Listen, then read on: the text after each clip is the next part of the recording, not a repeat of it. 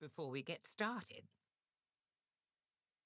Fret not nor fear, as my dad would say. These pages are not ferociously technical. In fact, I could not cope if they were. They are foremost designed to divert and tickle. I always aim to tickle. However, for ease of use, I've included some phonetic pronunciations and grammatical parts of speech, noun, adjective, or verb. You may also need the following words in your arsenal, as I'm sure they will appear and I will have forgotten to define them, or it might spoil the flow if I did. Let us start with acronym. Acronyms take the first letter of each word and assemble an independent word that represents the whole phrase, time-saving and catchy. My grandmother's FUFTB springs to mind, full up and fit to bust, although for every FUFTB, I have 301 GOOMMS. Go on, one more morsel. Aphorism. You could call this a truism, but an aphorism is ever so slightly more than that. It is a truism most beautifully wrapped. It comes from the Greek aphorismos, a pithy, punchy definition. An aphorism is always succinct and, in its lyricism, seems to crystallize ideas. The early bird catches the worm is a popular example. For my favourite from these pages, we must thank the endlessly quotable Mary Poppins for enough is as good as a feast. Coining. Coin is an old French word meaning wedge. Money could be made by inking the wedge and stamping the money with a permanent mark. You could leave your mark on language in the same way, by creating a word and inking it into the history books. Shakespeare did it all the time, and we owe oodles of words to him.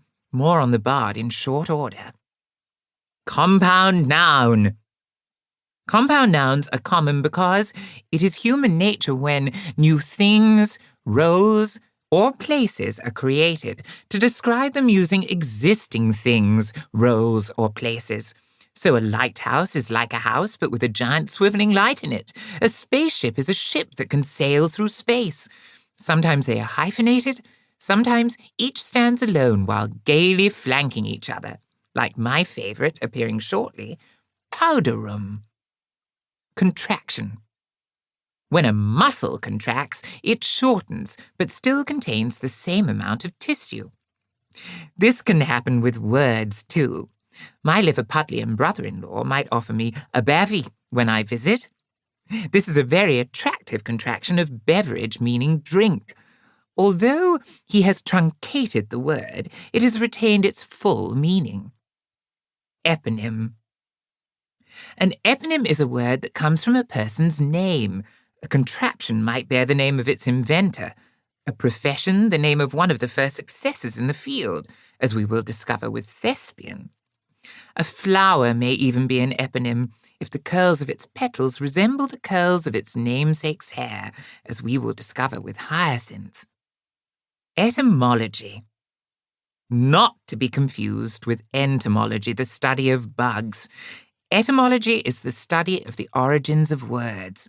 An etymologist takes the complete jigsaw that every word offers and breaks it into pieces to see what each constituent part contributes to the whole.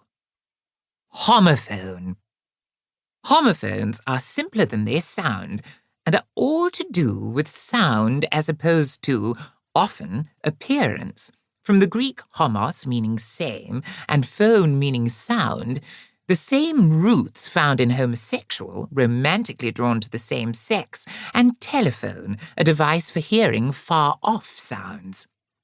Homophones sound the same, but may not share the same spelling or provenance.